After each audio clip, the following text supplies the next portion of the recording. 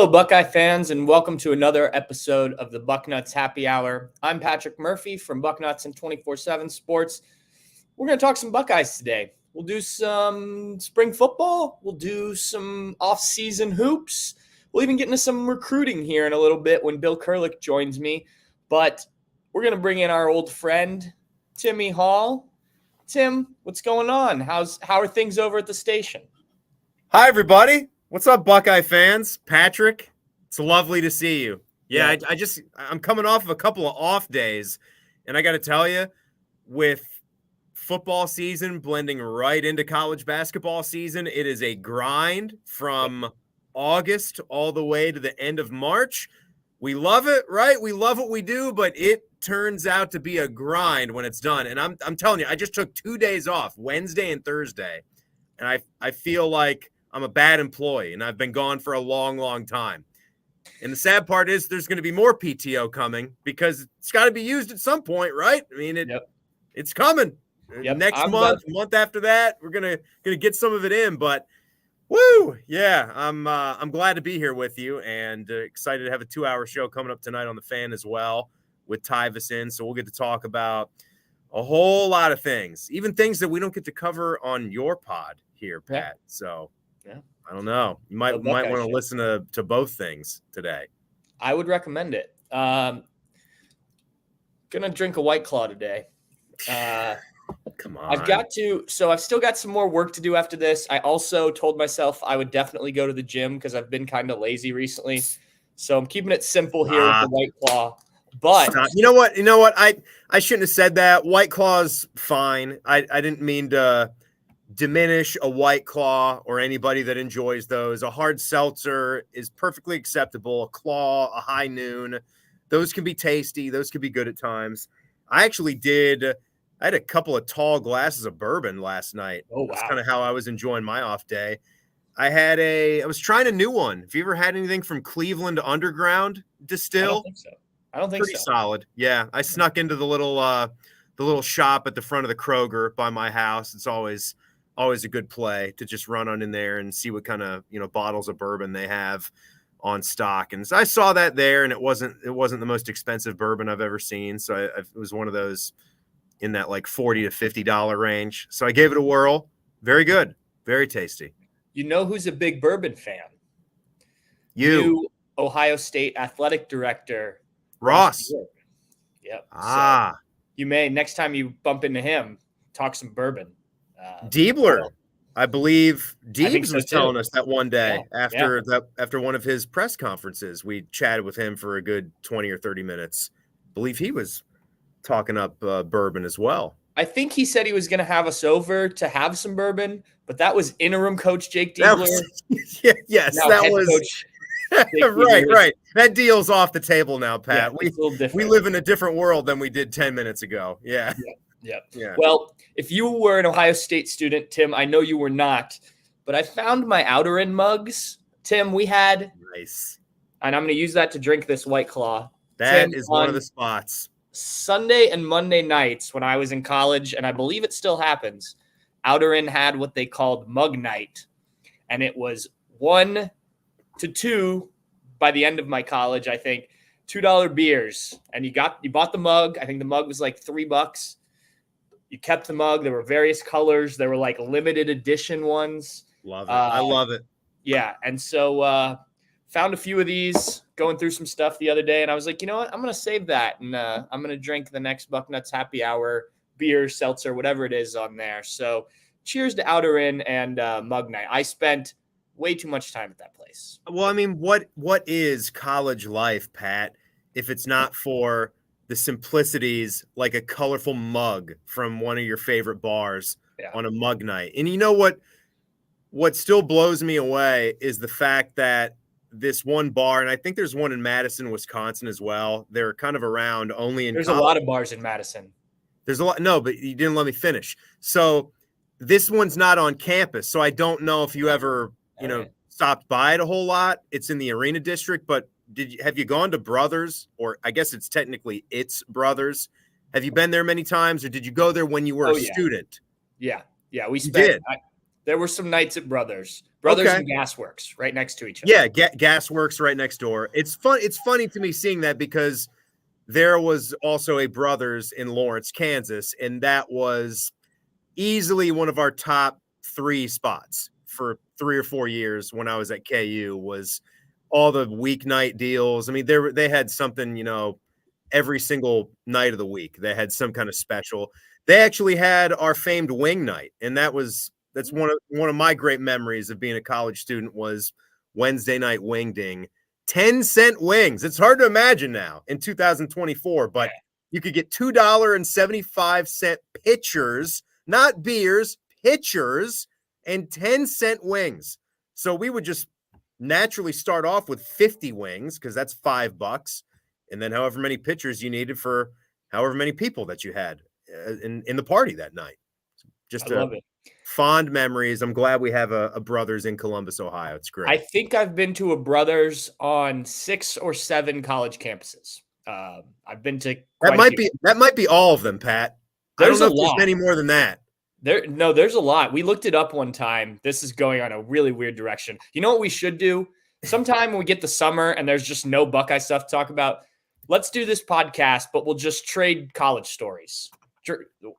What we can share from college stories. Campus edition. Yes, exactly. Yeah. All right, let's talk Buckeyes, though, because that's really what these people want to hear. Though I do think they would listen to our drinking stories as well. Tim, I told you before we started we were going to do this. Surprises coming out of spring practice thus far. We're only a week away from the spring game, just over, I guess.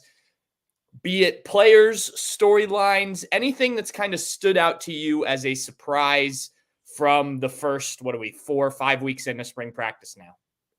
I can't say that anything has really surprised me yet. I think this has been, I don't know how to say this because of all the headlines and the news that has come from the last, 2-3 weeks with a new running backs coach coming in. There hasn't been a whole lot done by the players that's unexpected. I mean, I think we expected Jeremiah Smith to be sensational, right? And you saw that on display at Student Appreciation Day. But I'm not really blown away by that. I'm not really surprised by that because we expected that out of him. He's so good. And I see somebody asking that, that Will Howard hasn't grabbed the number 1 spot yet. I'm not all that blown away at the pace of what's going on with this quarterback battle. Now, look, I will say if we get to the fall and we get close to the start of the season and we're not hearing that Will Howard is the guy, then I will be a little bit surprised by that. But since he is so new in this program and you, even at Ohio State, right? You don't just want to throw jobs out there like they're candy. No matter what the situation was, no matter if the whole college football world looks at this situation in Columbus, Ohio, and how Kyle McCord was not good enough to roll into another year and for everybody to just be easy with him being QB1. And you went out and maybe Will Howard wasn't the number 1 guy that you wanted, but he's the guy you wound up bringing in here with college experience. I still think that you want to make him earn it. You want to make him get his reps in and show you everything that you need to see before you go out and announce to the world that he is your quarterback 1. You want to do right by Devin Brown, who's been here and was supposed to be your guy in that bowl game, but before he got injured. So I can't say that I'm really it's kind of been a mundane camp to me with lots of big stories going on, but nothing that's really shocked me from the player realm. I'm just excited to have all these guys here and to have great players and great transfers coming in that'll really impact the team. And they're going to be the driving force, right? I mean, it's not Chip Kelly and it's not all these coaches. They're important and those are big stories, but it's all these talented players that either came back or joined the team that'll be the driving force on these guys hopefully winning a national championship. Well, and you just touched on it right there with why maybe there hasn't been is because of all those guys that came back, right? Like some of the storylines we would have been talking about if the normal amount of guys would be off to the NFL draft aren't there because, Jack Sawyer, JT Tuimoloau, name the guy, they almost all came back. And so it's not this Right. question mark as much.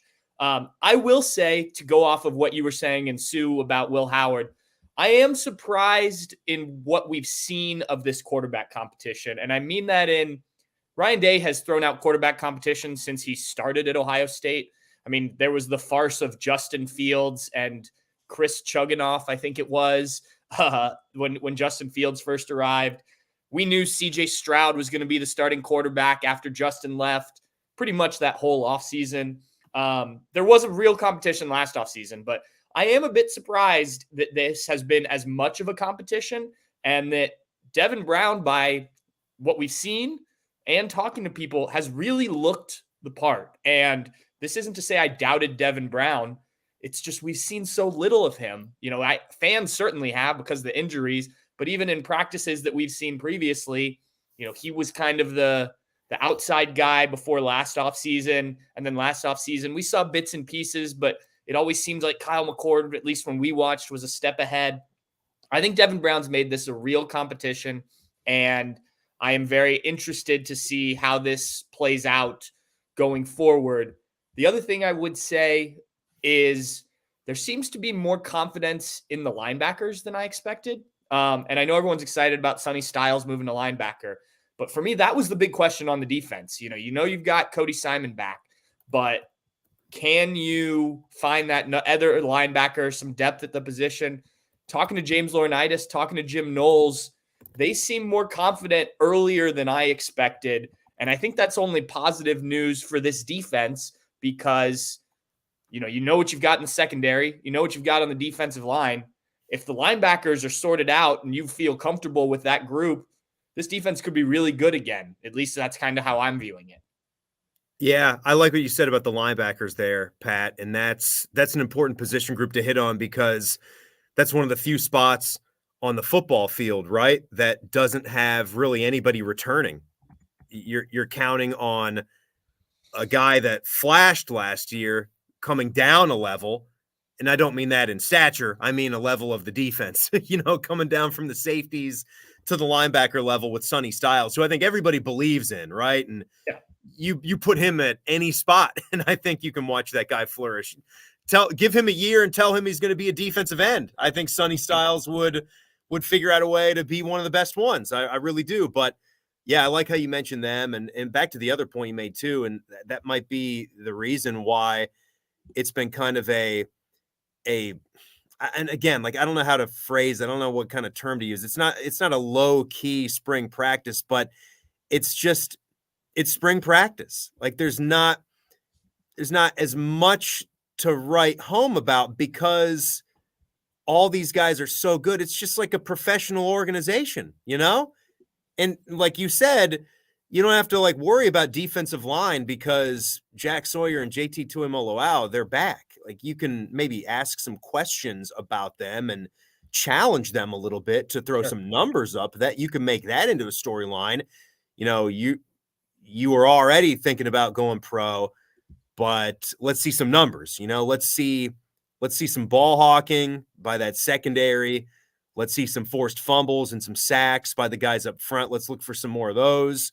But as far as the players that are there, a lot of guys are back, so there hasn't been as many position battle things to talk about. I think, but the split between TreVeyon Henderson and Quinshon Judkins is going to be a fun thing to talk about. But I also don't think we're going to know much about that until we get into the season. These guys are both going to get to practice. They're both really, really good. And I think that gives you your answer, that they're both going to play. Both those guys are going to play football in the fall. And that's the way it should be, because you should be able to cycle running backs. And it's not like QB. You got really good ones. They should play. And, the wide receivers are all really good. Maybe tight end, Pat. Maybe tight end. But again, it's not something that's shocking me. We knew that Cade Stover was gone, and you knew that someone's going to have to step up, and you're expecting a little bit of a drop off there because of how high level of a guy Cade Stover was. But there's a lot to get into. There's certainly a whole lot more to get into with these guys this spring. You mentioned tight end. As we are talking about this, if you are a black stripe person, Will Kazmarek has his black stripe removed. So officially a Buckeye. Good news for the tight end. Today?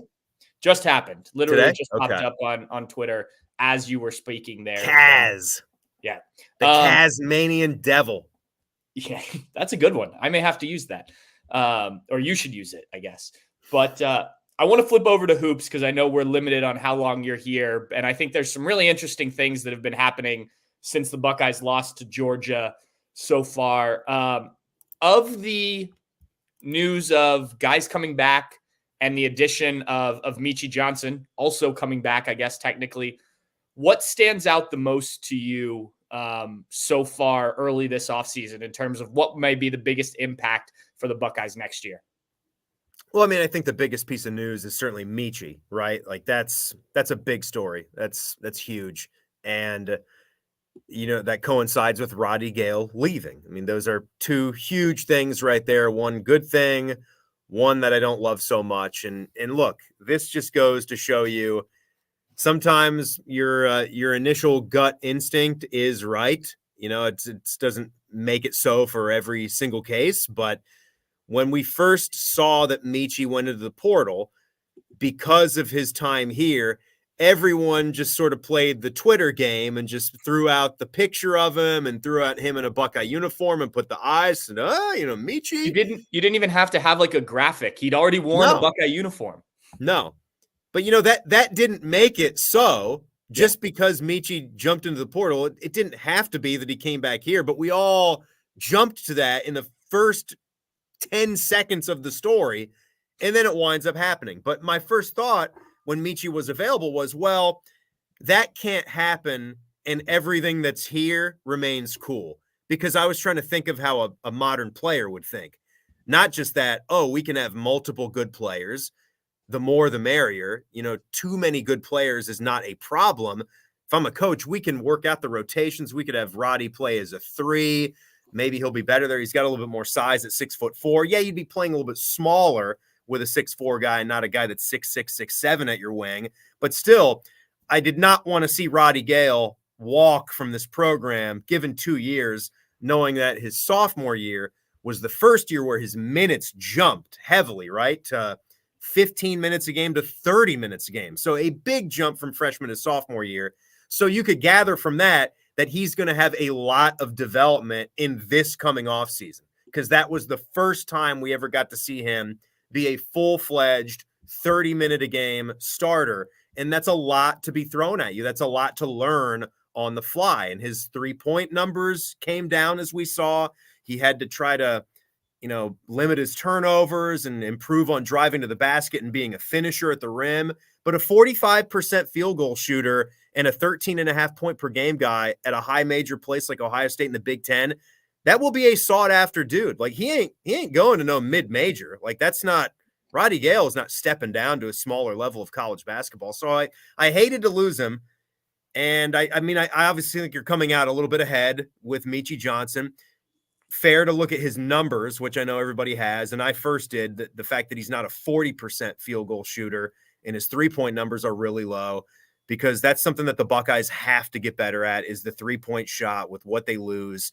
And hopefully this is a big year for Michi to develop in this offseason, and his excitement and his passion about Ohio State. We know he's unafraid to take a big shot, and that might be the reason why his shooting numbers are a little bit low.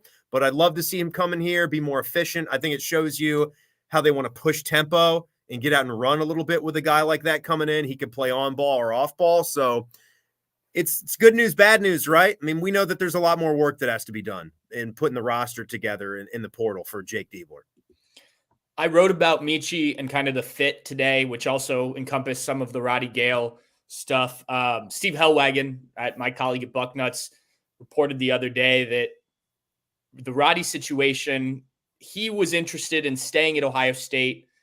People around him thought there were better opportunities elsewhere. So read into that as you will. But I've heard that too. Yeah. And that sucks. It's the world we live in, unfortunately. It sucks when people think that they know what's best for you, aside from just being able to trust in yourself. And that's hard, right? If you have a lot of people that are older than you and you think that they have your back and your best interests and they're all feeding you a bunch of stuff, it could be hard as a younger person to ignore that and avoid all that. And if that's something that happened, that really does stink, because I certainly think he could have, even with Michi here, he could have continued to develop and have a place and probably still be a starter as well at all three of those guys. You could have just a 3G. We've seen that plenty of times, right?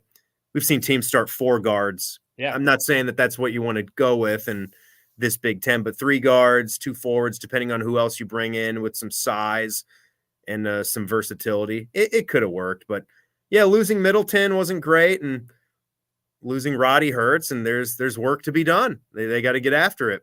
Yeah. The thing I will say with Michi, at South Carolina, he took 6.4 3-pointers a game. That's 0.4 more than Jamison Battle took this year. He shoots a lot, and he doesn't make it at the high clip you're mentioning. Right. I think that needs to improve. It's not just an easy fit. Like, he is not replacing Roddy Gale. He's 2 inches smaller and significantly lighter than Roddy, so you're going to lose some of Roddy's ability in the paint. So they do. That's kind of the gist of what I wrote. If you want to go read more of it, it's on Bucknuts. But there will have to be some adjustment on Ohio State's side and on Michi's side. I mean, his success came because he was on the ball a lot at South Carolina. There's a Bruce Thornton who's still going to be on the ball a lot. And that, to me, was one of the biggest. Bruce coming back, Felix coming back, I think is huge. You lose one of those 2 guys, and I don't think you feel nearly as good. I will say, in talking to some people over at part of that program, there's a plan that's in place, and we're only partway through it. So I think we can't really judge everything until the transfer portal window closes and kind of everything, the roster's assembled. But it does sound like they have an idea of what's coming, what they'd like to do.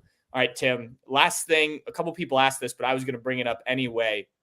Bronny James declares for the NBA draft, but is keeping his eligibility. He also entered the transfer portal, spent this past season at USC. Obviously not the season he would have hoped. Starts with the cardiac issues and doesn't play the first quarter, maybe even more of the season. There's obvious connections back to Ohio State. There were connections with his recruitment. What do you make of Bronny James? Would you like him as a part of this program? Just thoughts on kind of this as it's sort of swimming out there. Look, I think you start with the obvious, right? Where this player, just with the numbers and what this player has done on court, would not be garnering any of this attention at all. And I feel stupid even saying that. Duh, right? He's LeBron James' son. That being said, LeBron James is the legacy player that never went to Ohio State, but he likes to pretend and wish that he went to Ohio State if he did go to a college. And I don't think you shovel dirt on something like that. If one of the greatest athletes of all time wants to pretend that he went to college at your place, you lean into that, you use that. That's why they made him a fake locker in their locker room so they can show off to recruits. That could be Bronny's locker.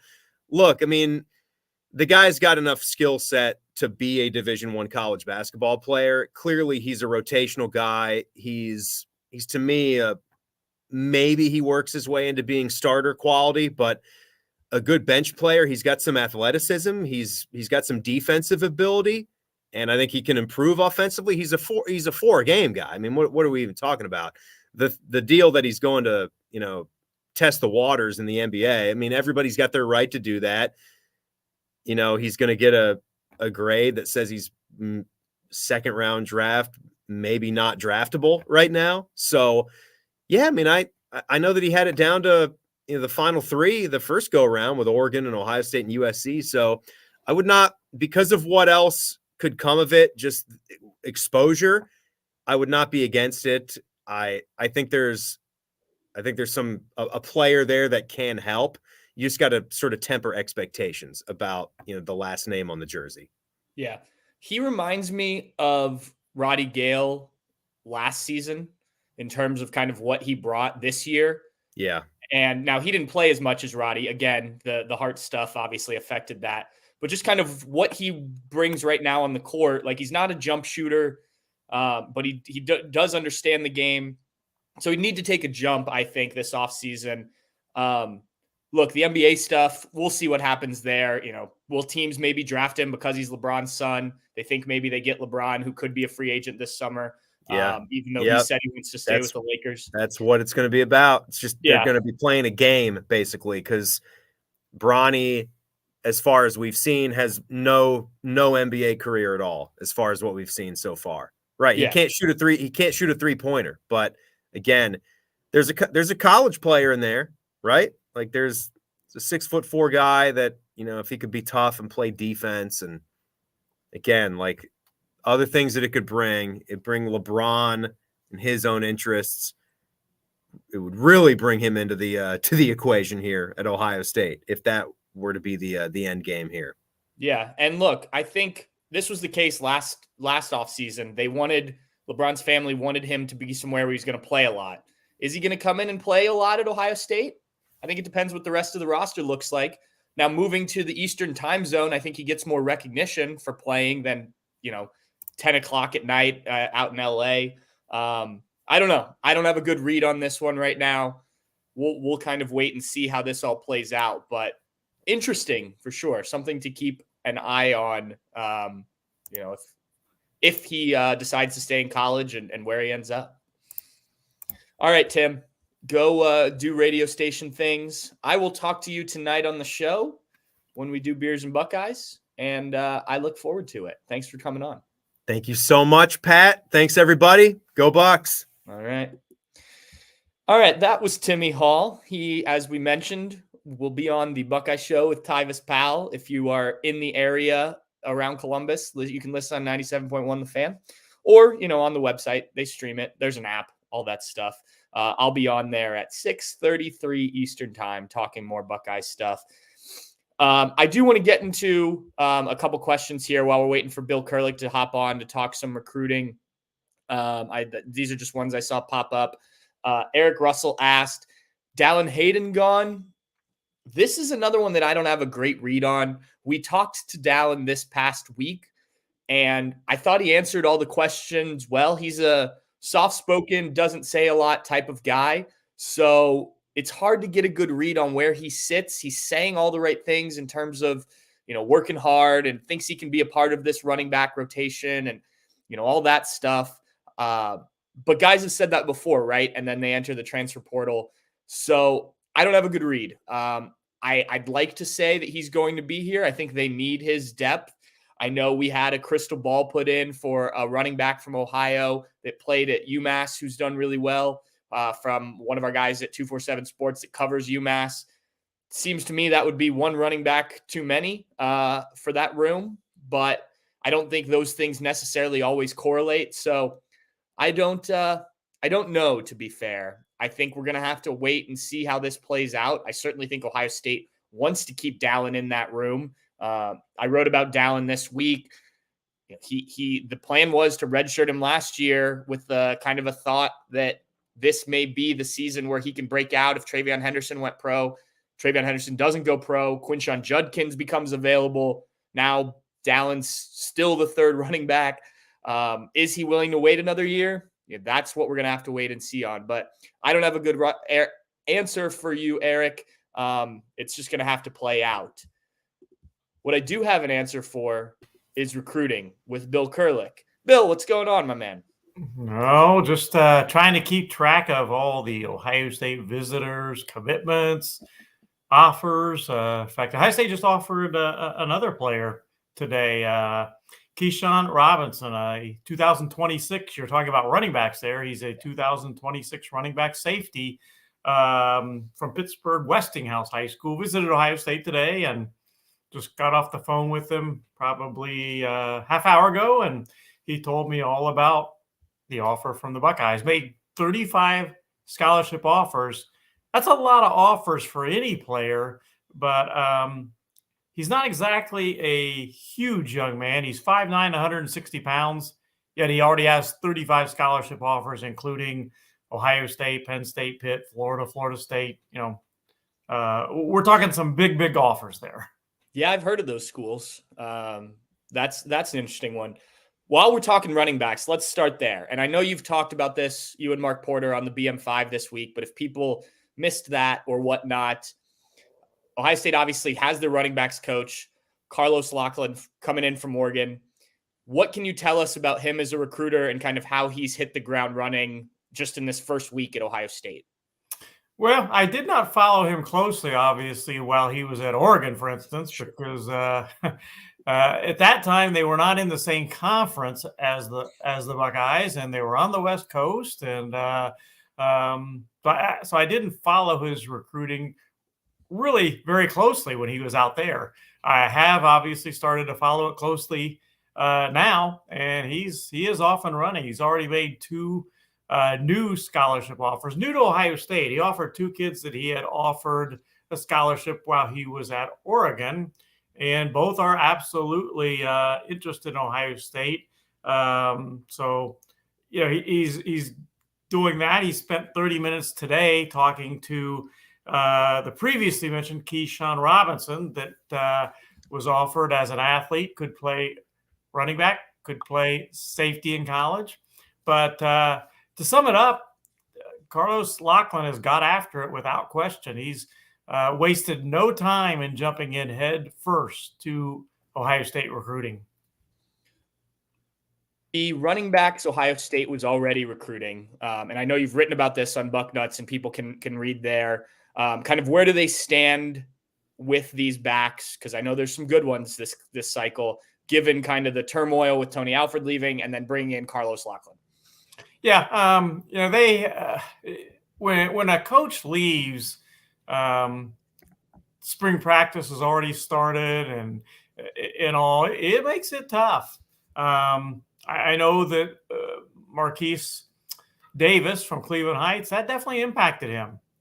He told me that he didn't know where things stood at that point with Ohio State, because the guy that's recruiting him is now at Michigan. And what a crazy turn of events. Not only do they lose a coach, but the coach goes to Michigan. Yeah. So Jordan Davison from California, he was impacted, but he was hoping that Ohio State hired a coach that he had a relationship with. And lo and behold, Lachlan is a guy that Jordan Davison has a great relationship with. So, I think when you look at the board right now, you've got 4 guys on there, maybe 5, that immediately stand out. You've got Jordan Davidson. I think Ohio State's in good shape with him, pretty good shape with him. I think Ohio State leads Michigan and USC right now for him. You've got Bo Jackson, who I have crystal ball to Ohio State. I did that a long time ago, and I still have that pick, even though they've gone through the coaching change. I think Carlos Lachlan has already done a good job of reaching out to him. Then you've got Marquise Davis, who we just talked about. Ohio State absolutely is in the running still for him, but he doesn't have a relationship with Carlos Lachlan. So Lachlan is going to have to start building that relationship, and he didn't waste any time in getting in contact with him. So those 3, and you've got Jeff Overton from Virginia, who had an Ohio State offer, and he is going to be at the Ohio State spring game next weekend.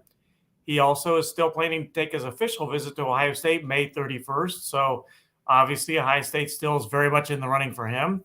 Then you've got the 2 running backs that Lachlan offered while he was at Oregon, and both of them are very, very much interested in Ohio State now. So you've got a half dozen guys there that Ohio State absolutely could land with the 4 guys I mentioned, and maybe you could say 3 in Davison, Davis, and Bo Jackson that kind of stand out a little bit right now.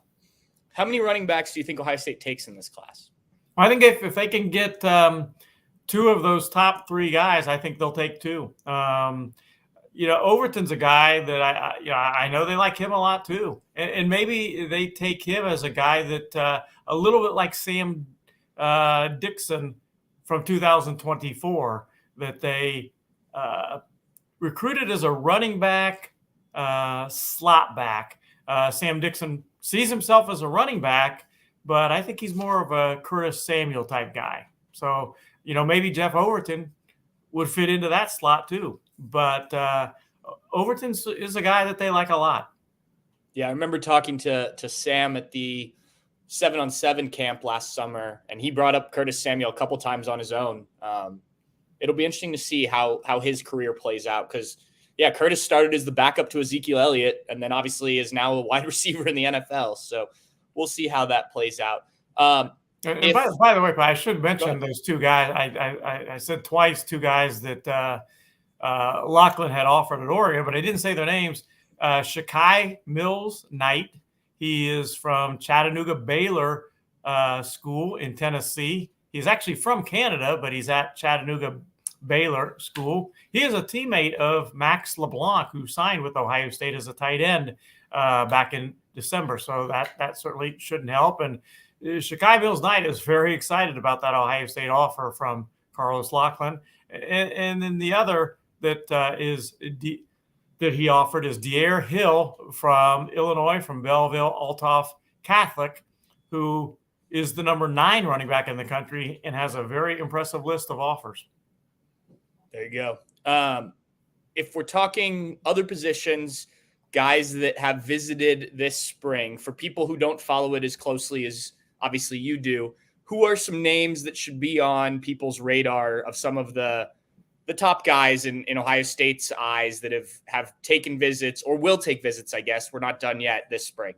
Right. And obviously the spring game is going to be a huge weekend. But, when you go down the list of targets for Ohio State, you've got to, based on ability and need, you got to put David Sanders Jr. at the very top. He's the country's number 1 offensive tackle, and Ohio State needs to bring in elite offensive linemen, especially at tackle. So Ohio State did well getting him on campus. I think Ohio State now may have moved up to into David Sanders' top 3, but you've got to start there because he's such a good player, great player, and at a position of need.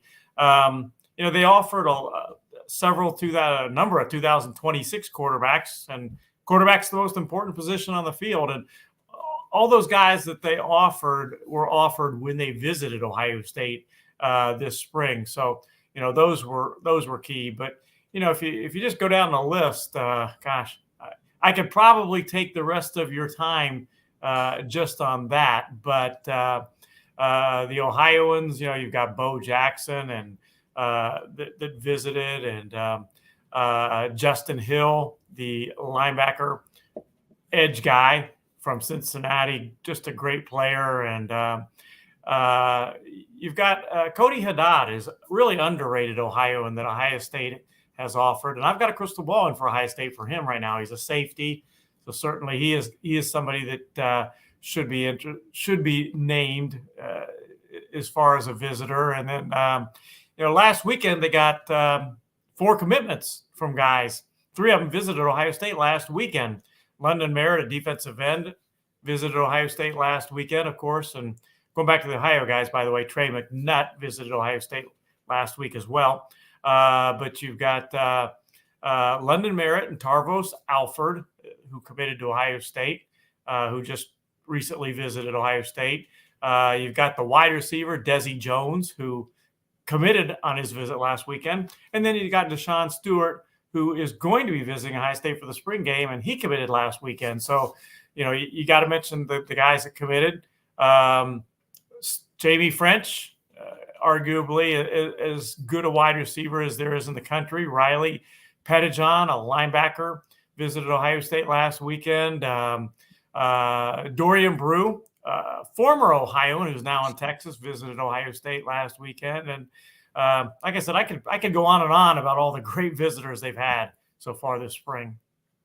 You mentioned Cody Haddad. I wanted to ask you about him because I think it's an interesting story here. Was committed to Wisconsin, 3-star kid. I know you wrote that you expect that ranking to bump up here.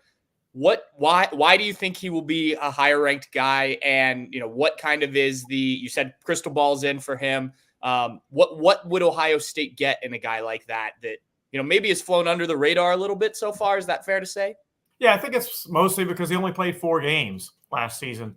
He had an injury right before the season was about to start that cost him 8 games because he played in 4 of the 12 Cleveland State Audacious games, and he was tremendous in those 4 games. I mean, if you watch the video from those 4 games, I mean, he'll wow you.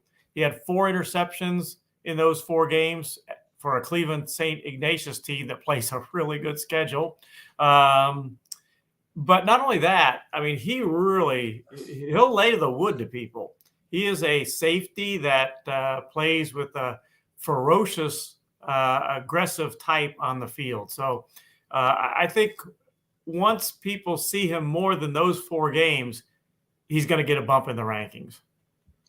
We had a couple of questions in here, recruiting wise, that I thought you'd be better to answer than I would. The first one, how good is Bo Jackson? We actually have a story on Bucknuts. It was written by one of our Alabama writers, but it's relevant to Ohio State because they're targeting Bo Jackson. But it's an interesting read, kind of profiling the running back. But what's your evaluation on Bo Jackson?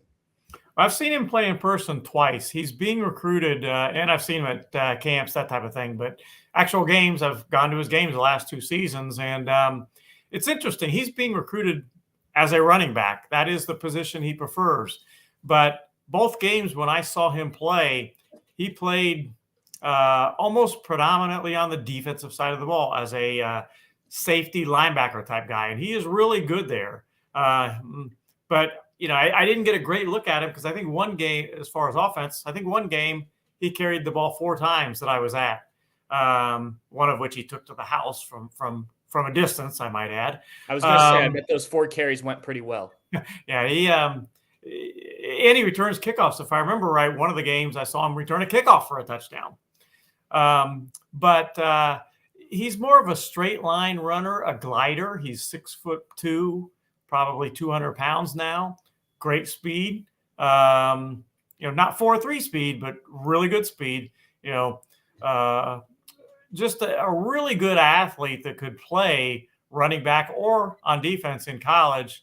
But I see him as at least initially as a running back because that's what he wants to play, and that's what schools are recruiting him more for.